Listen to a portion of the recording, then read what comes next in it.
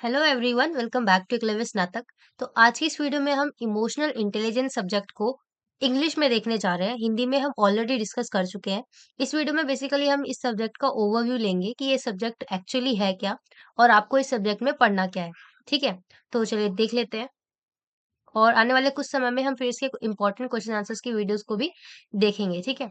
और उससे पहले मैं आपको बता दूँ, आपको टेलीग्राम ग्रुप को ज़रूर जॉइन करना है, जो कि है एकलव्य स्नातक 1, जहाँ पर आपको सभी इन्फॉर्मेशन प्रोवाइड कराई जाती है, साथ ही साथ सभी वीडियोस की पीडीएफ को प्रोवाइड कराया जाता है, ओके? तो सबसे पहला टॉपिक आपका इस सब्जेक्ट से बन सकता है कि बेसिकली इमोशनल इंटेलिजेंस सब्जेक्ट जो है उसका नेचर क्या होता है, उसकी इम्पोर्टेंस क्या है बेसिकली। तो देखिए, जब हम इमोशनल इंटेलिजेंस की बात करते हैं, जैसे हमारा आईक्यू लेवल का टेस्ट होता है ना, ऐसे ही इमोशनल इंटेलिजेंस को ईआई भी कहते हैं, उसका भी टेस्ट होता है। उसमें बेसिकली क्या होता है कि उसमें आपकी एबिलिटी को टेस्ट किया जाता है कि आप किसी भी इमोशंस को, भले ही वो चाहे आपके खुद के इमोशन हो या किसी सामने वाले पर्सन के इमोशन है, उसको आप किस तरीके से अंडरस्टैंड कर पाते हैं, किस तरीके से आप अपने इमोशंस के ऊपर इफेक्टिवली कंट्रोल कर पाते हैं, उसके ऊपर कैसा आपकी प्रतिक्रिया कैसी होती है बेसिकली, ठीक है? वो होता है, ठीक है? So emotional intelligence refers to the capacity to recognize, understand and manage own emotions as well as effectively navigate social situations by comprehending and influencing the emotions of others. मतलब यहाँ पे कहने का कि मतलब आप खुद के इमोशंस के साथ-साथ दूसरों को इमोशंस को ध्यान में रखकर, दूसरों के इमोशंस को किस तरीके से आप समझ पाते हैं या नहीं, उन सारी चीज़ों का ध्यान में रखकर आप किसी सिचुएशन में हैं, तो आप उस सिचुएशन में अपने इमोशंस का कैसे कंट्रोल करते हैं और सामने वाले पर्सन के इमोशन को कैसे समझते हैं, ठीक है? फॉर एग्ज़ाम्पल, अगर कोई इंसान है, वो थोड़ा-सा सैड है, तो आप उसके सामने जाकर अगर हँसने लग जाएँगे, जोक्स मारने लग जाएँगे, तो वो चीज़ अच्छी नहीं होगी, राइट? तो उससे क्या होता है कि इमोशंस का वहाँ पे थोड़ा-सा खेल होता है। और एक एक एग्ज़ाम्पल और हो सकता है, आप देखेंगे, अगर 2 कोई पर्सन है, अगर उन दोनों के बीच में आपसी इमोशंस को लेकर, हर चीज़ को लेकर अंडरस्टैंडिंग अच्छी है, वो एक-दूसरे की इमोशंस की केयर करते हैं, समझते हैं, तो उस रिलेशनशिप को आप देखेंगे वो बहुत स्ट्रॉन्ग होगा, ठीक है? तो इस तरीके से बोल सकते हैं कि आप इमोशन को कैसे कंट्रोल करते हैं, कैसे नेविगेट करते हैं, ये बेसिकली इमोशनल इंटेलिजेंस है, ठीक है? और नेक्स्ट पॉइंट इसमें बनता है हमारा कि emotional intelligence is understood through different models, each capturing distinct aspects of our emotion capabilities. Emotional intelligence को हम कौन से ऐसे डिफरेंट डिफरेंट मॉडल्स हैं उसके थ्रू हम समझते हैं। तो पहला मॉडल होता है हमारा एबिलिटी मॉडल। इसमें क्या होता है, in the ability model emotional intelligence is seen as a set of skills that can be learned and developed. It focused on our capacity to perceive, understand and manage emotions both in ourselves and in others. तो देखिए, ability model में क्या होता है कि इसमें ना हम इमोशंस को डेवलप करते हैं, उस पे फोकस करते हैं बेसिकली, कि हम मतलब ऐसे इमोशंस को लर्न करते हैं बेसिकली अपने अंदर, जो हमारे अंदर इमोशन नहीं भी है, उसको हम डेवलप कर रहे हैं, लर्न कर रहे हैं कि हमें कैसे उस इमोशन का यूज़ करना है और सामने वाले पर्सन या खुद के लिए भी हमें उस इमोशन को कैसे कंट्रोल करना है या कैसे उसके साथ नेविगेट करना है, ठीक है? So this model emphasize practical abilities such as recognizing emotion in facial expression. जैसे कि आप देखते होंगे, जब आप बात करते हैं तो आप फेशियल एक्सप्रेशन को देख के ही समझ जाते हैं कि बंदे का, सामने वाले पर्सन का जो है इमोशन क्या चल रहा है उसके फेस पे। उसके फेस को देख के पता चल जाता है, राइट? तो ये चीज़ क्या है? ये आपको लर्निंग के थ्रू तो आई है ना, कि उसका अगर फेशियल एक्सप्रेशन ऐसा है तो एक्चुअली में उसका इमोशनल फेस जो है अभी ऐसा चल रहा है। ये सारी चीज़ें, ठीक है? तो एबिलिटी मॉडल में बेसिकली जब आप कोई चीज़ इमोशन को लर्न करते हैं, डेवलप करते हैं, ठीक है? और नेक्स्ट होता है हमारा ट्रेट मॉडल। ट्रेट मॉडल, इसमें क्या होता है, the trait model views emotional intelligence as a part of our personality. It suggests that certain emotional traits like optimism, self confidence and adaptability contribute to our overall emotional intelligence. तो देखिए, emotional intelligence में आपकी personality कैसी है, आप किसी भी situation में अपने इमोशंस को कैसे कंट्रोल कर रहे हैं, कैसे उसके साथ ऑप्टिमाइज कर रहे हैं, ठीक है? और आपकी अडेप्टेबिलिटी क्या है, कि भले ही अगर वहाँ पे सभी सैड हैं तो आप वहाँ पे जाके हंसेंगे नहीं, या जहाँ वहाँ पे सब हँस रहे हैं, हैप्पी हैं, तो आप वहाँ जाके रोने थोड़ी ना लग जाएँगे, ठीक है?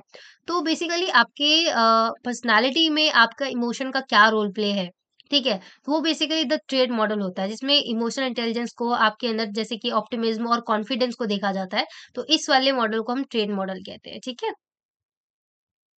नेक्स्ट होता है हमारा मिक्स्ड मॉडल। इसका नाम से ही पता चल रहा है, जिसमें क्या होता है ट्रेन मॉडल और जो हमने इससे पहले देखा दोनों ही मॉडल का इसमें लाइक सम्मेलन होता है। इस वाले मॉडल में the mixed model combines elements of both ability and trade model. जो अपने एबिलिटी मॉडल और ट्रेड मॉडल देखा ना, ये दोनों का ही मिक्सचर होता है मिक्स्ड वाला मॉडल। ठीक है, इसमें क्या होता है, it acknowledges that while there are inherent traits influencing emotional intelligence, there are also learned skills that can be developed. This model recognizes the interplay between our natural tendency and our capacity to improve. देखिए, ये वाला model में क्या focus होता है basically कि कुछ emotions हमारे अंदर नेचुरली होते हैं, कुछ हम डेवलप करते हैं। तो इन दोनों के बीच में क्या चीजें होती हैं, कैसे कैपेसिटी हो रही है, हम नेचुरल इमोशन के साथ साथ हम अपने इमोशंस को कैसे इम्प्रूव कर रहे हैं, वो वाला मॉडल बेसिकली हमारा मिक्स मॉडल होता है। ठीक है, offering a holistic perspective on emotional intelligence that considered both our inherent trait and our ability to grow and adapt। ऐसे इमोशन जो हमारे अंदर नेचुरली है और साथ ही साथ ऐसे चीज, ऐसे इमोशन जिसको हम एबिलिटी रखते हैं अपने अंदर उसको ग्रो करने का और उसको अडेप्ट करने का। ठीक है, तो ये सारी चीजें हैं यहाँ पे मिक्स मॉडल में। नेक्स्ट हम देखते हैं building blocks of emotional intelligence. देखिए, इमोशनल इंटेलिजेंस के अगर हम बिल्डिंग ब्लॉक्स की बात करें तो ये बेसिकली मेन 4 की पिलर्स पे बना हुआ है। ठीक है, पहला होता है हमारा सेल्फ अवेयरनेस। हमें रिकॉग्नाइज करना चाहिए, हमें ये अंडरस्टैंड होना चाहिए, किसी सामने वाले पर्सन को समझने से पहले आपको खुद के इमोशंस के बारे में पता होना चाहिए कि आप बहुत ज्यादा इमोशनल है, आप अपने इमोशन पे कंट्रोल कर पाते हैं नहीं, अपने आपको बेसिकली अपने इमोशंस के बारे में पता होना चाहिए और उसको स्ट्रेंथन करना आना चाहिए और अपने वीकनेसेस पे आप काम करें। ये हमारा ये चीज़ होती है सेल्फ अवेयरनेस। ठीक है? और सेल्फ मैनेजमेंट, जब आप रेगुलरली कंट्रीब्यूट करते हैं अपने इमोशन में, बहुत अगर आप बहुत लाइक बहुत जल्दी रो जाते हैं, तो उसपे आपने कंट्रोल करना सीखा। अगर आप बहुत हँसते हैं, तो आप उसपे भी कंट्रोल करना सीख रहे हैं। मतलब बेमतलब में आप रो रहे हैं, मतलब जहाँ पे जिस चीज़ की ज़रूरत नहीं, वो इमोशन आपका आ रहा है।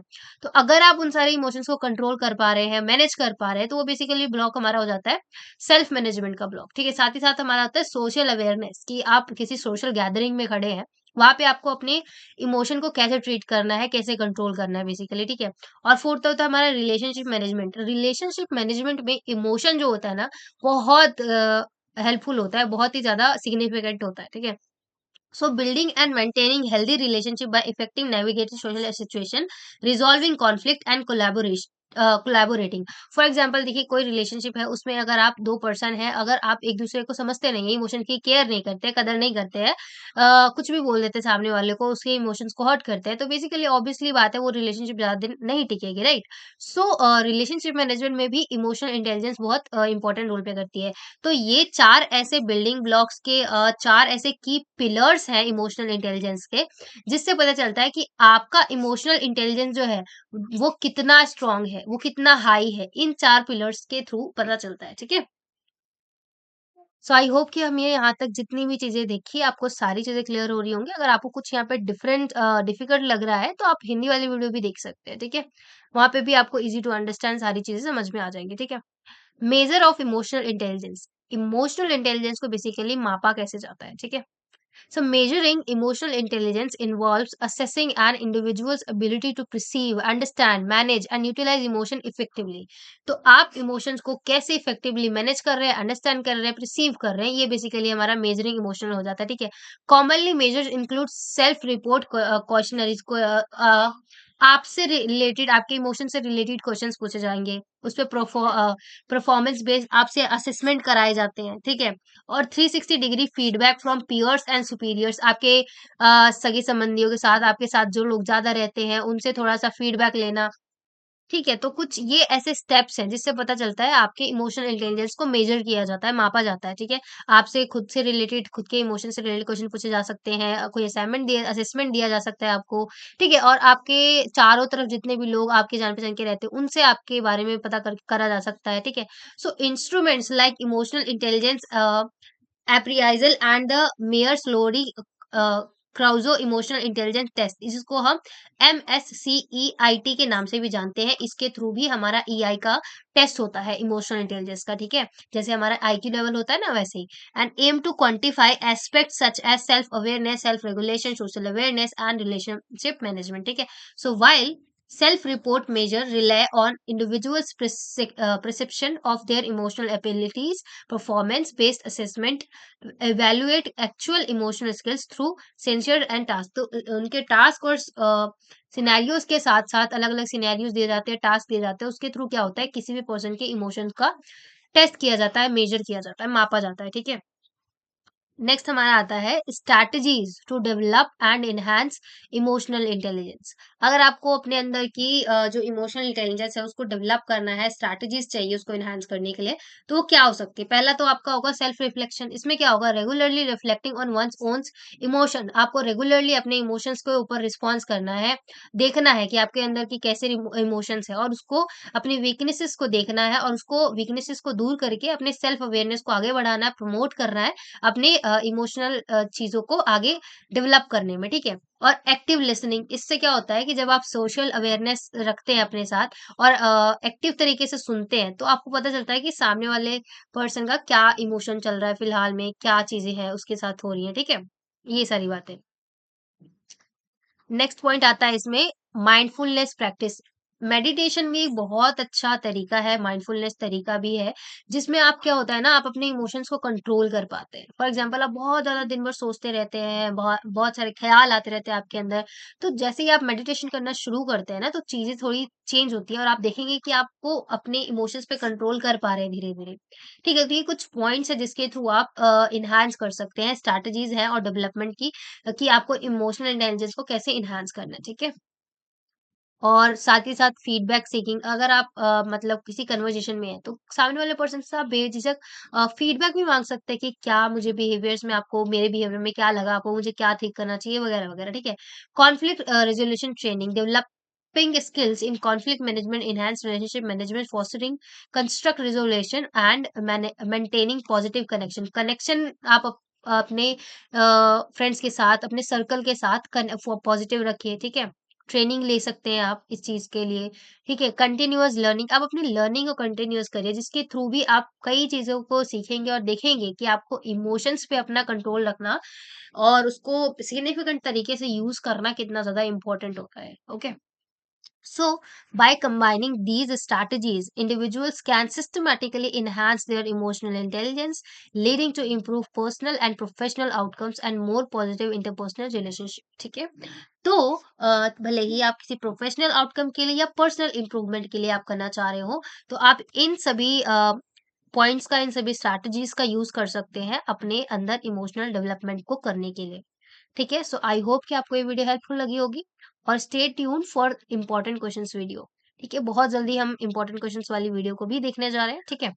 सो आई होप कि ये वीडियो आपको अच्छी लगी होगी। So do like, share and subscribe and thanks for watching.